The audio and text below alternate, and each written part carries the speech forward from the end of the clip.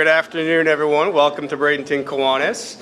I am your club vice president, John Mullis, filling in for Andy and Mike Baer today, who are unable to be here. So I'm glad everyone is here today. We have a fabulous presentation, and we'll start off with an invocation from Ed Cleveland.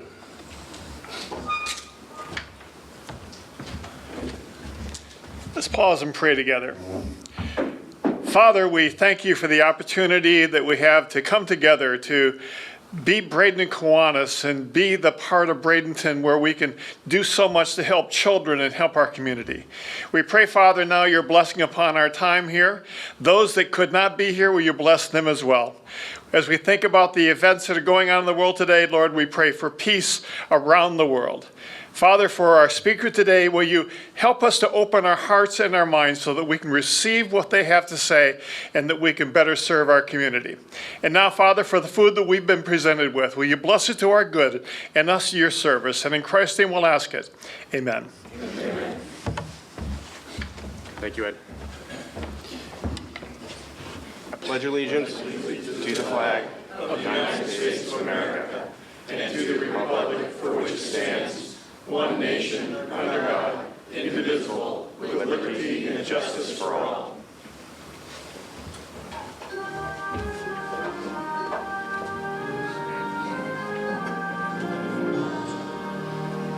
My country, 'tis of thee, sweet land of liberty, of thee I sing.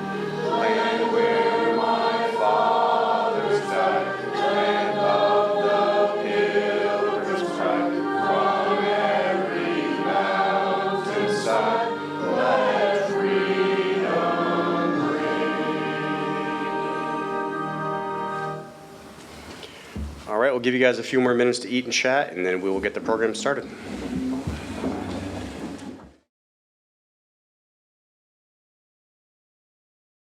All right, before we start today's program, we're going to go through some announcements, but before that, we're going to introduce the guests. Rita?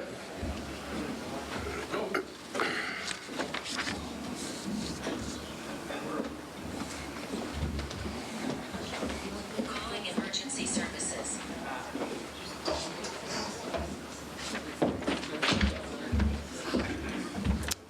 Good afternoon, everyone. I guess when I call your name, please stand so we could give you a warm Kiwanis welcome. Our first guest is Gabby Westmason, guest of ELC.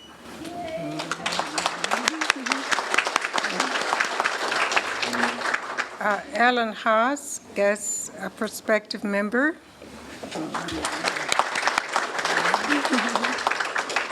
Misty and Robert Rich, guest of Sharon's. Amar Safar, guest of Scott. And also Anthony, guest of Scott. Thank you. And Joseph Leithenberger, sorry. Thank you all for attending today and welcome. Thank you, Rita. All right, we have some community service announcements to go through. First of all, the Sound the Alarm smoke detector installation event sponsored by the American Red Cross this past Saturday was a huge success, so thank you to everyone that came out.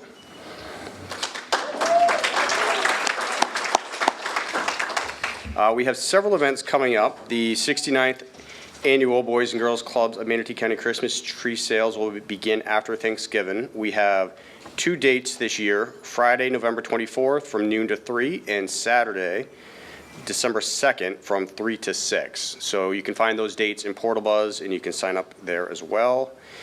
Salvation Army bell ringing and the Angel Tree are also coming soon. We should have more details and exact dates next week, or they'll be in Portal Buzz as well. Don't forget, this Friday, 10 o'clock, is the dedication of the historic marker in front of the Tropical Palms Mobile Home Park. Please attend if you are available. Anything else on that one, Jane? Nope. Okay. All right. I think that is it for announcements. Anything else, Mac? All right. So our guests today are from the Bradenton Herald. Jim Jones has been a working journalist since 1977, with stints as a reporter, editor, general manager, and publisher along the way. All of his newspaper career has been at community newspapers in Florida, including 8.5 years with weeklies on their southern rim of Lake Okeechobee, 14 years with a daily newspaper in New Smyrna Beach, and since 1999, the Bradenton Herald. Prior to that, he served 9.5 years active duty with the Army, including 33 months in Vietnam and 11.5 years in the Army Reserve, retiring as a lieutenant colonel. He is a graduate of USF. He and his wife, Kim, are parents of 2 grown children. They have 2 grown grandchildren. Ryan Callahan is the associate editor and covers local government for the Bradenton Herald. He joined the newspaper in 2017 as a breaking news reporter. Since then, Ryan has earned several awards for his coverage of a wide range of topics in Manatee County, including retail, politics, and environmental issues. Ryan earned his journalism degree at the University of South Florida, St. Petersburg. Please welcome Jim and Ryan.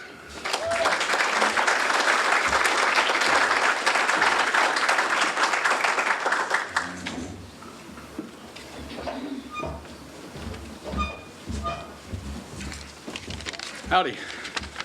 Hello.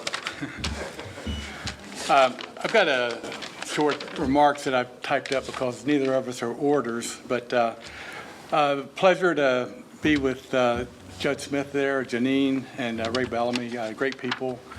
And the Kiwanis Club meeting I'll always remember is Neil Unruh smashing that watermelon last year. And we don't have anything that's going to be that creative today. But Bradenton Herald turned 101 years old in September. And here are a couple of gee whiz facts that I just put down. The recent stories. DeSoto Bridge is built in 1957. It's going to be replaced in 2027. They're going to start working on it then at a cost of $168 million. So that's a lot of fun that's coming right down this way. Sarasota Bradenton International Airport has a big expansion project underway. A few years ago, they were having a million passengers a year.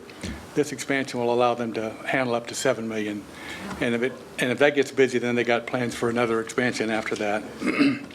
This week, we learned that the water taxis should be starting operation between downtown Bradenton and Anna Maria Island, hopefully late November. So, you know, a lot of people have been waiting on that for a long time. We've got a lot of traffic, and that every little bit will help. And also, a story I just did recently was on a restaurant at Lakewood Ranch where you can get a Bloody Mary for 4, complete with lobster, and a tray of oysters for $200.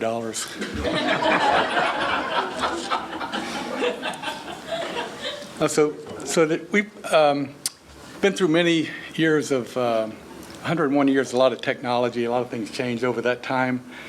And in my humble opinion, that there are other media outlets available, but the Bradenton Herald has the most ambitious schedule of trying to cover Manatee County from Myakka City, Duet, Bradenton, Anna Maria Island, from SRQ and south to Seaport Manatee. And we've got a great staff. I'm privileged to work with the young people at the paper, like Ryan Callahan, who's a gentleman, very smart and very talented, and so thanks, Jim. Community is happy to have him. Also, from the standpoint of a legacy, Bradenton is a Knight Foundation city, which means that the Knight brothers had papers in 26 cities. Bradenton is one of them. And the Knight Foundation has contributed a lot to Bradenton over the years, primarily these days in downtown revitalization and riverfront. And their funding is through the Manatee Community Foundation. And also, the Bradenton Herald launched the Golden Heralds 46 years ago to recognize young people in our community. And the Manatee Memorial Hospital has stepped up to help perpetuate that and continue that program. We're hoping for a lot of questions today. But that concludes my comments, and over to you, Ryan. Do we want to do the video? Yeah. Now? You want to do that? Yeah, let's do it now. Sure. Yeah, can we roll the tape, as it were?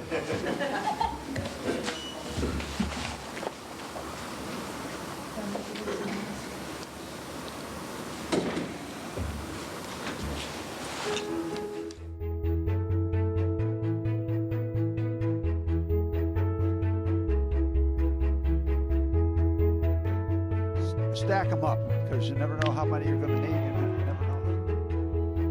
know. The past century has changed Bradenton from a quiet agricultural area to a booming tourist town known for blue waters and white sandy beaches. In the 1920s, the promise of cheap land brought many to the area. In the 1930s, the Kiwanis Club built what was billed as the world's largest trailer park, but they're known for over a century of community service. Bell's department store has been a staple in Bradenton for over 100 years, and you can still shop there today. In 1939, the Hernando de Soto Historical Society was formed. Each year, they celebrate the landing of explorer Hernando de Soto in 1539 near the mouth of the Manatee River. In 1949, Snooty, the most loved manatee, came to Bradenton where he delighted fans until his tragic death in 2017. In 1930, Lincoln Academy added grades 9 through 12, making it Bradenton's only black high school. Artist and activist Raphael Allen continued the work of civil rights icon Minnie Rogers, one of the founders of the original 13th Avenue Community Center. Another local landmark, the Bradenton Country Club, will be celebrating their 100th anniversary in 2024. There have been countless storms since the hurricane of 1921, but luckily, the area has escaped a direct hit. In 1922, the Bradenton Herald merged with the Manatee River Journal to form the Evening Herald. In 1926, they changed the name to the Bradenton Herald, and we've been bringing you the news ever since.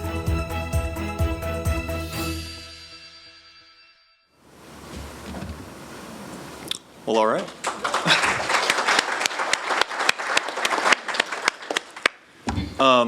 So like Jim said, and like Tiffany said, that's our photographer with the wonderful historical video there. A lot has changed for the Bradenton Herald over the past 100 years, as I'm sure you guys can all appreciate. We don't have the large office downtown anymore. I hear that may or may not become City Hall. And our staff isn't what it used to be. Many of you may recall the days when the Herald sent a reporter to anything and everything, and we wish we could still do that, but unfortunately our staff numbers just aren't what they used to be. Everyone in this room probably recalls or knows someone in this room that has been in the paper for one reason or another, sometimes good reasons, sometimes not so much. When I joined the paper in 2017, I remember having 20 coworkers. Now there are 7 of us, so you're looking at a third of the Herald right now, which creates tough coverage decisions literally every single day. What we do still have is a commitment to local journalism. Each of our reporters is, committed to telling the stories that interest our readers and reflect their lives here in Manatee County.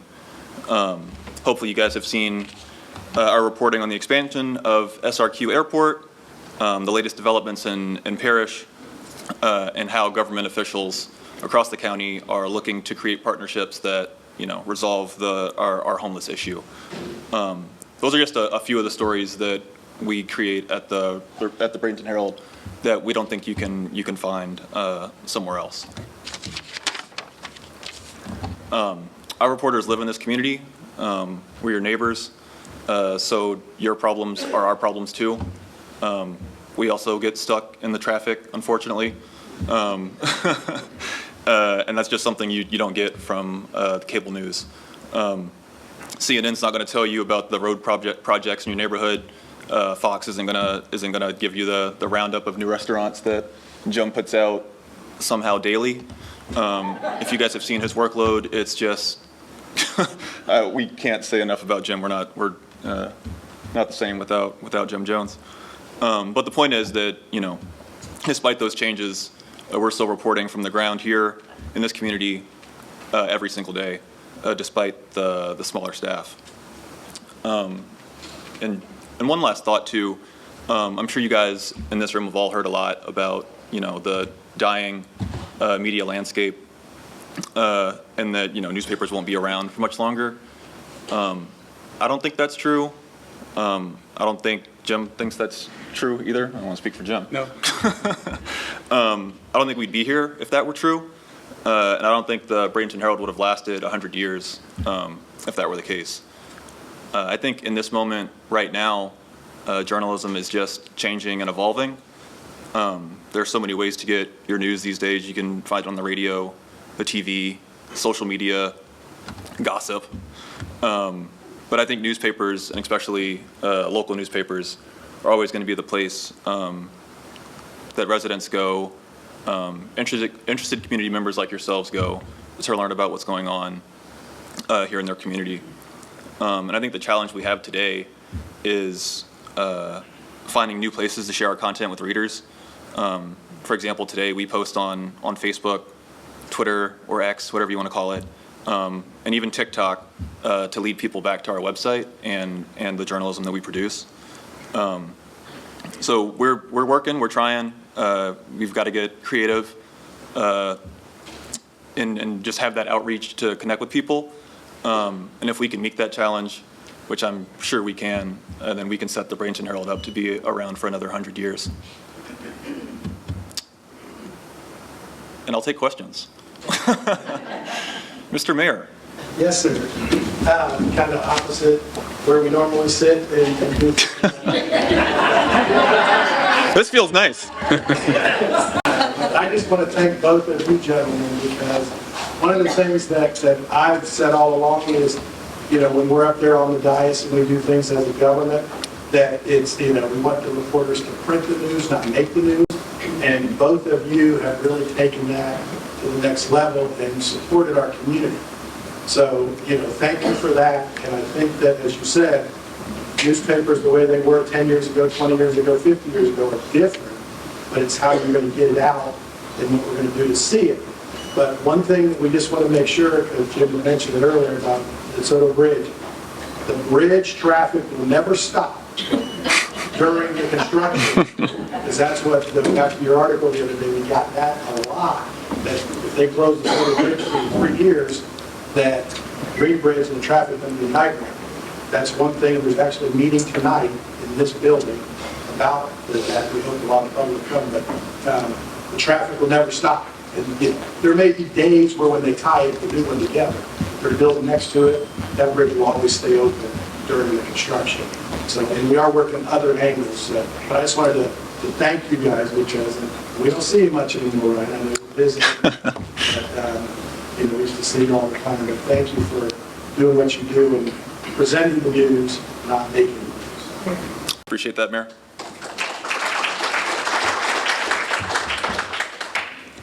Ray. Yes, sir. I'm just sitting here thinking about all the things, the times that I've experienced and had relationship with the Bradenton Herald. And I know there's been a lot of transition periods as it relates to ownership and things of that nature. And I'm seriously asking this question: how in the world did you survive with all this stuff going on with social media and the transitions into modern technology and the different ways of getting the news and presenting the news and finding different ways and competing with all these different things? What's your secret? Because you got to be challenging. I think it's evolving with the times.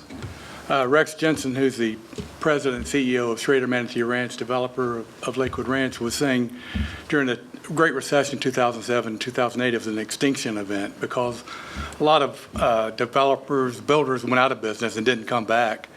And that is one of the reasons that there's a housing shortage here in Manatee County. A lot of houses that might have gotten built did not get built.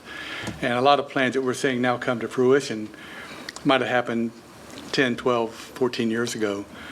But I think in the case of the newspaper, it's never-ending process of evolving with the times. You know, when I started, it was manual typewriters still. We didn't have a computer at all in the little newspaper that I was at. And so that's one of the things that, you know, me as an editor or reporter has done is take the challenge of new software, a new way of doing it, and just, we know it's not made for geniuses, it's made for ordinary people, or you know, they wouldn't have much of a market for it.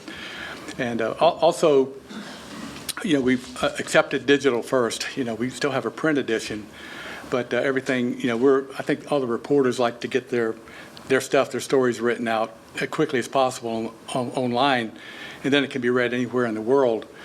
And also, during the pandemic, which was a huge story in all of our lifetime, unfortunately, our company did not have layoffs in the newsroom. We were able to continue to report, and I think the public was especially hungry for any information that we could provide because there was so much fear and uncertainty, you know, and you saw people who you never saw on a food line driving through to get their food because they were suddenly out of a job.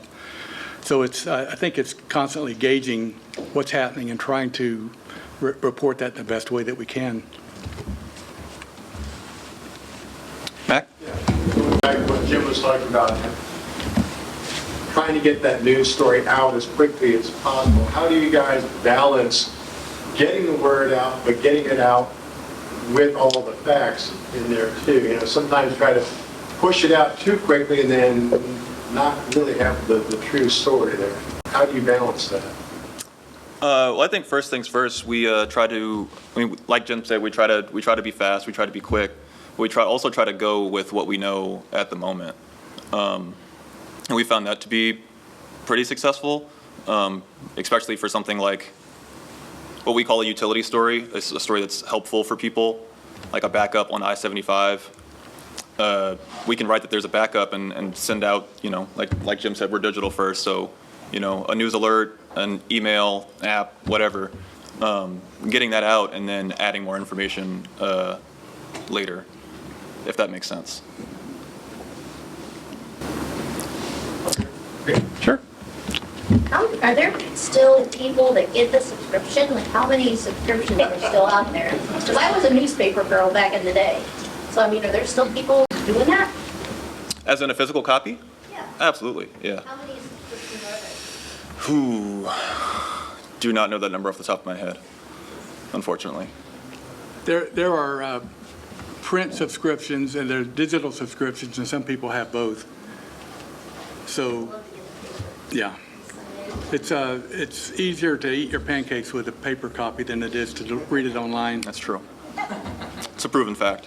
I was just wondering, and I know both have different levels of tenure as journalists. What has been your favorite part of your job over the years you've done? What do you love the most about what you do? Sheesh. All right. Yeah. For me, personally, I enjoy taking a complicated issue and explaining exactly what's going on. I think that is something that readers really appreciate. Oftentimes there's, whether it's an environmental crisis or a policy decision, I think people are looking to us as the paper of record to explain exactly what's going on, getting the two opposing viewpoints. Sometimes there's more than two, unfortunately, which makes my life a little bit more difficult. But I mean, I think explaining complex issues to people is my favorite part of it.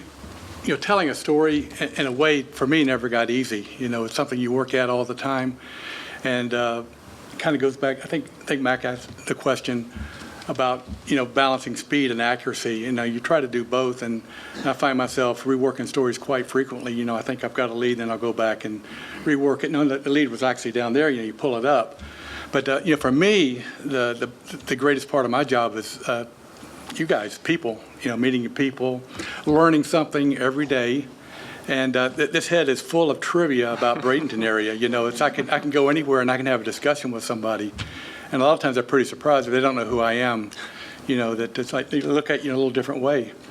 So yeah, people learning something new every day is the best part. Yes, sir? Jim, I have a question for you, sir. Hey.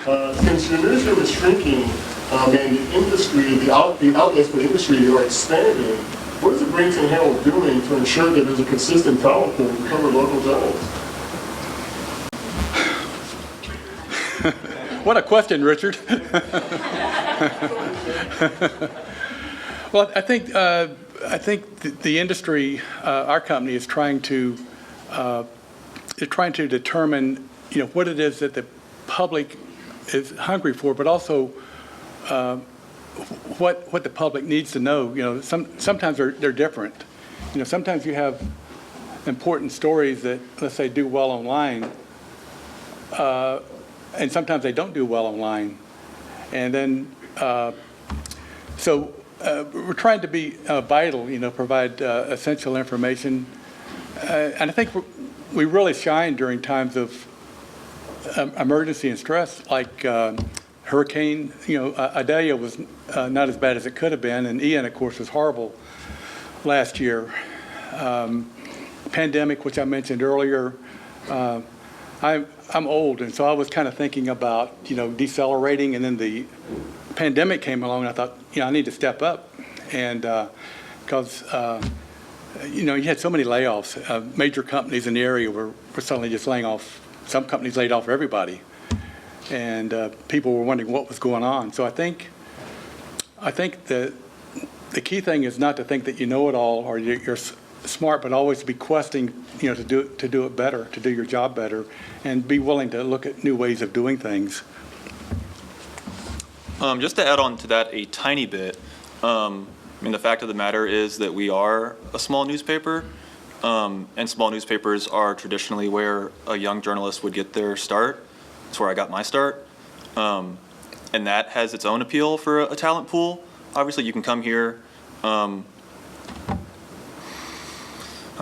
lack of a better term, break a few eggs, cut your teeth, learn a little bit before you go on. So I don't think, we do have an opening right now, actually, for a breaking news reporter. But, you know, I don't think there's any shortage of talent that's looking to come our way.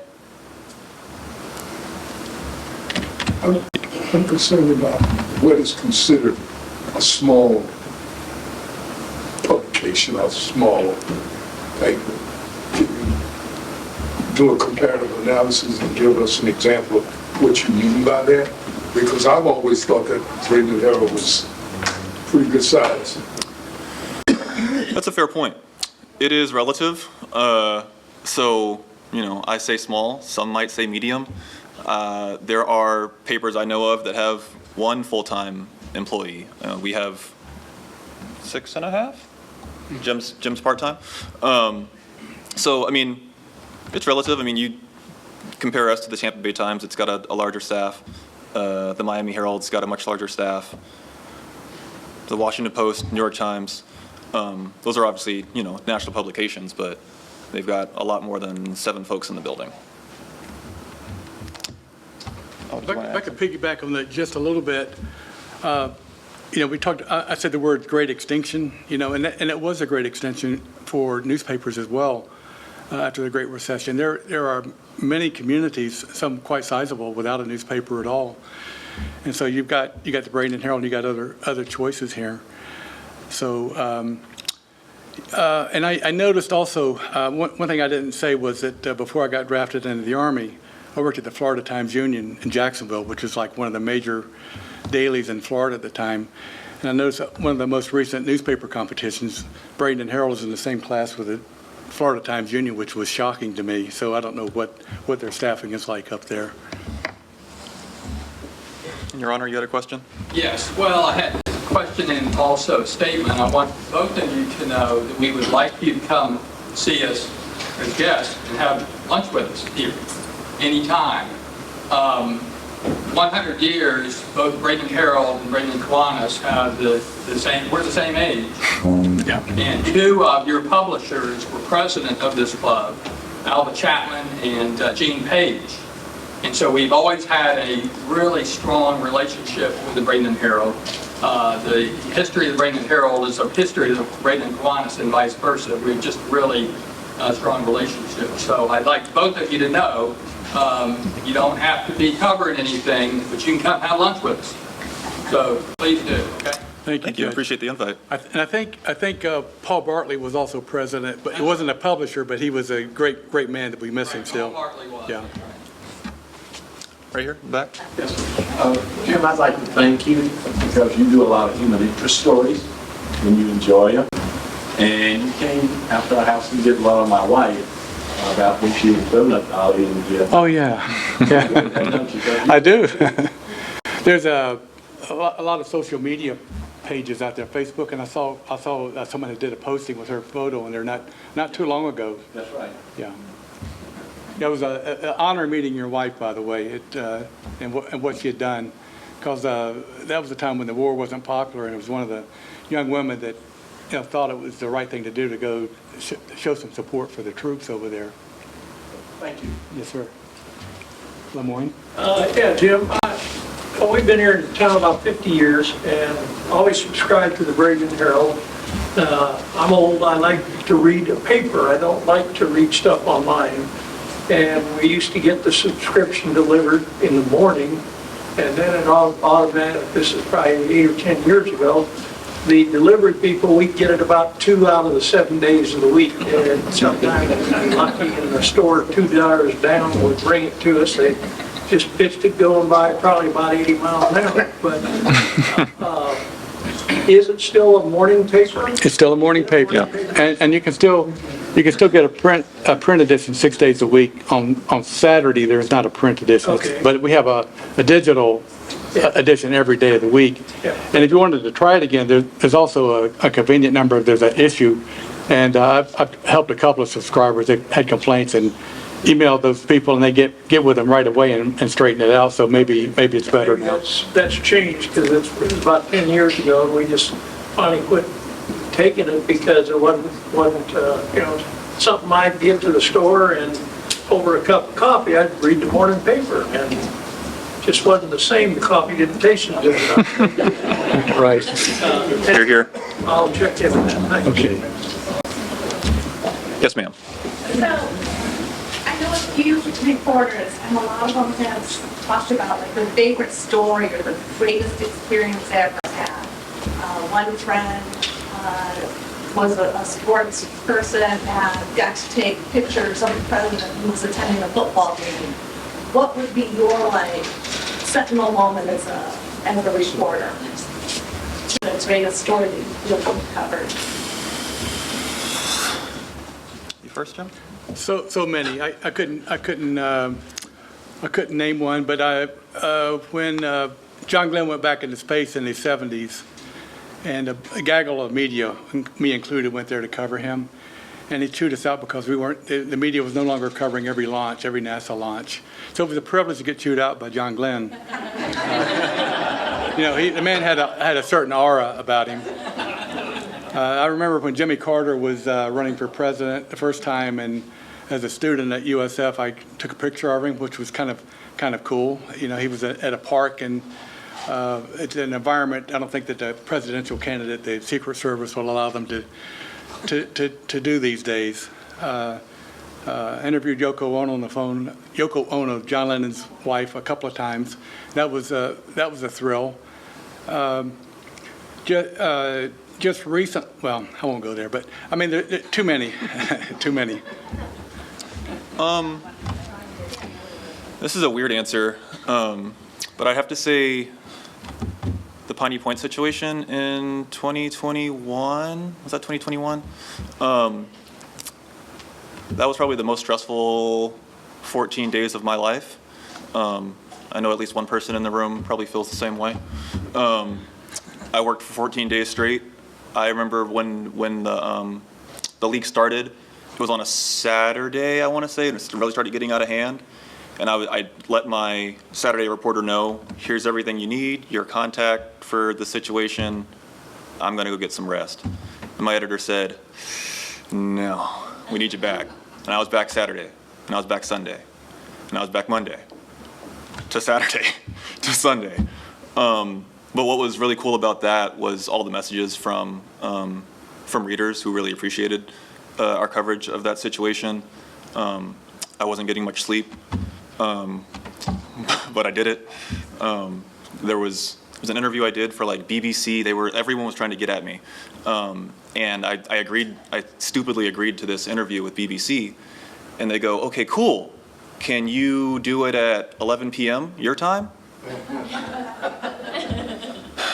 And I said yes, and then they pushed me back to 2 a.m.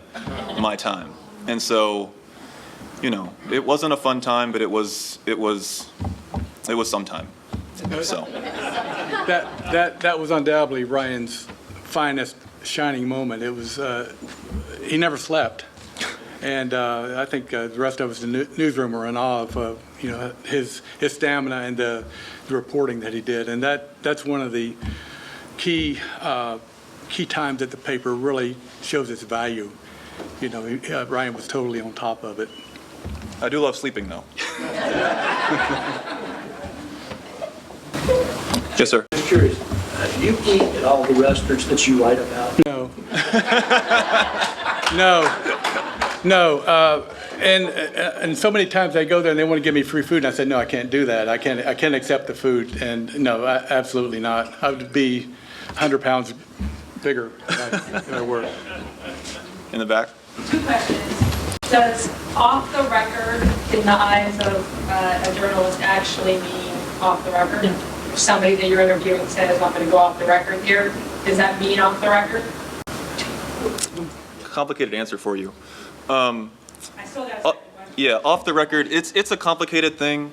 A lot of times sources will just say, I'm going off the record, and then start speaking. That's not really how that works. It's like a two-way thing. You both have to agree to it. But honestly, if the information's worth it, in terms of how juicy it is, absolutely we can go off the record for you know, a good tip or two. My second question is, if you call someone for a comment or a story and they don't immediately call you back, I guess my question is, how long does a person have to call you back before you write, couldn't immediately be reached for comment?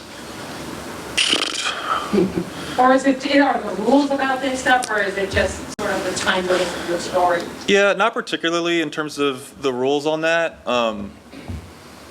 It really depends on the story. If I'm working on something like, you know, a longer investigation into something, I'm not going to call you once and leave it at that. I think it all depends. Obviously, if it's something I'm working on for a week or two, I'll keep bugging you. You'll hate me. But yeah, if it's something a quick hit, if it's a quick hit on something, you know, we'll give it a few hours probably, and then go for it. One thing that we find on corporations can be very slow to get back to you. I like dealing with mom and pops that are local because they're a lot more responsive. I did a hospital story recently, and I reached out to a competitor that was coming here, and I just want to get their status. And it's been 2 weeks, and they still haven't gotten the status. I just communicated with them. They're still working on it, which is not the speed that we work at as newspaper people. You know, it's kind of like it's not history, it's news. And so.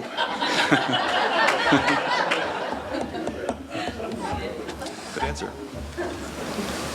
Yes, sir. What is your deadline now for your printed copy? Earlier than we'd like.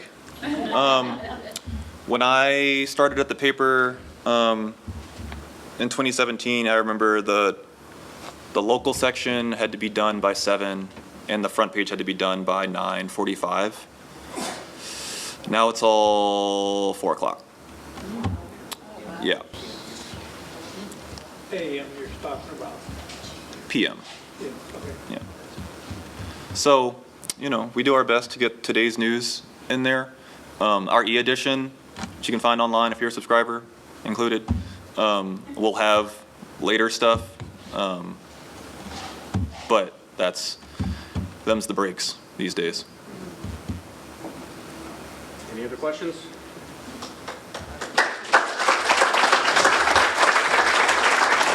Thank you so much, guys. Thank you. Thank you. It's a Bradenton Kiwanis tradition to give you guys I've got one. golden rollers. Well, you get another one today, Jim. I'll take one. Thank you. To measure your future success and the future success of the Bradenton Herald over the next 100 years. Thank you, John. Slide over here for a minute.